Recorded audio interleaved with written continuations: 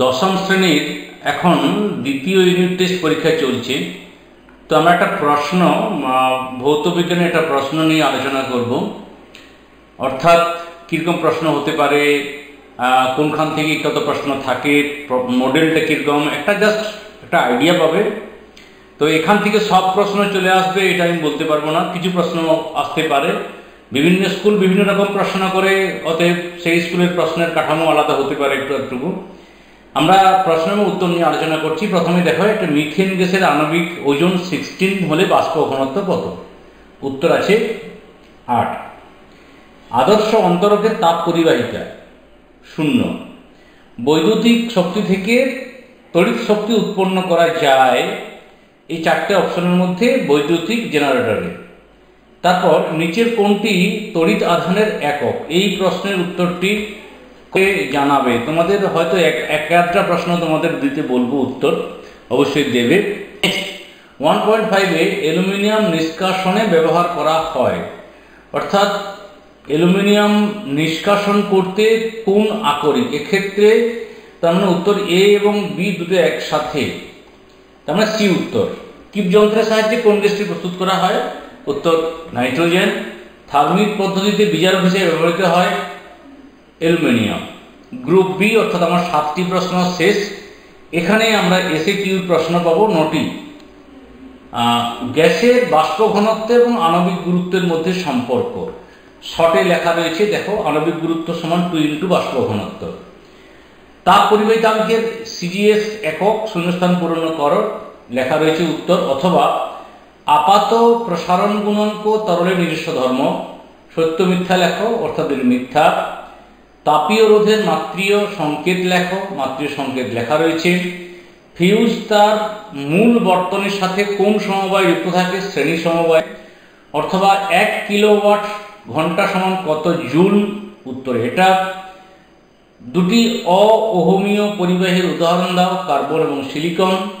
সোনা তড়িৎ লেপনের তড়িৎ বিশ্লেষণ হিসাবে কি ব্যবহার করা হয়? পটাশিয়াম অরোসাইনাইড। অথবা অ্যানোড মাডে কোন কোন মূল্যবান ধাতু থাকে? রূপা, সোনা, প্লাটিনাম। জলের তড়িৎ বিশ্লেষণে অ্যানোডে উৎপন্ন গ্যাসটির নাম কি? অক্সিজেন। স্পর্শ পদ্ধতিতে H2SO4 পদ্ধতিতে কোন অনুঘটক ব্যবহার করা হয়? Vanadium pentoxide. রট আয়রনে কার্বনের পরিমাণ কত? এই পরিমাণ রয়েছে। এরপর তোমাদের গ্রুপ সি, সেখানে 2 নম্বর মানের 3টি প্রশ্নের দেওয়া রয়েছে। ফিউজ তার কি, এটি কেন ব্যবহার করা হয়? বা এম্পিয়ার ফিউজ বলতে কি বোঝো? H2S কে P205 দ্বারা শুষ্ক করা হয় কেন? অথবা দেখাও যে লেঞ্জের সূত্রের সাহায্যে শক্তি সংরক্ষণ নীতি ব্যাখ্যা করো। না, লেঞ্জের সূত্রের সাহায্যে শক্তি সংরক্ষণ নীতি ব্যাখ্যা করো। থার্মিট মিশ্রণ পদ্ধতি কি? থার্মিট পদ্ধতি বিজারক কি? অথবা অ্যালুমিনিয়াম ফয়েলে মোড়া চাটনি খাওয়া উচিত নয় কেন? এরপরে আমরা আসছি গ্রুপ ডি। এখানে 3 নম্বর মানে 6টি প্রশ্নের অ্যান্সার করতে বলা হচ্ছে।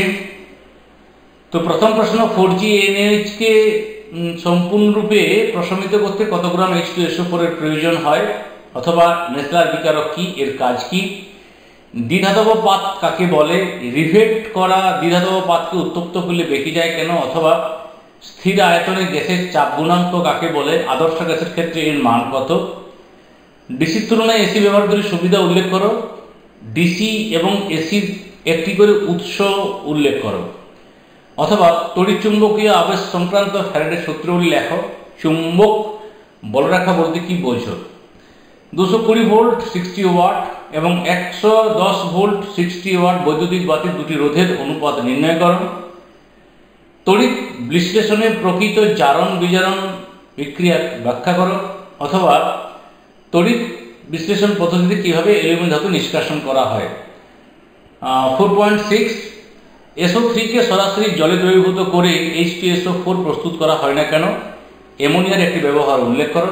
অথবা হেবাক পদ্ধতিতে অ্যামোনিয়া শিল্প উৎপাদনের শর্তাবলী ও সমীকরণ লেখো। এই ছিল একটা 40 নম্বরের প্রশ্ন। আশা করি পরীক্ষা ভালো হবে। সকলকে শুভেচ্ছা জানিয়ে এখানেই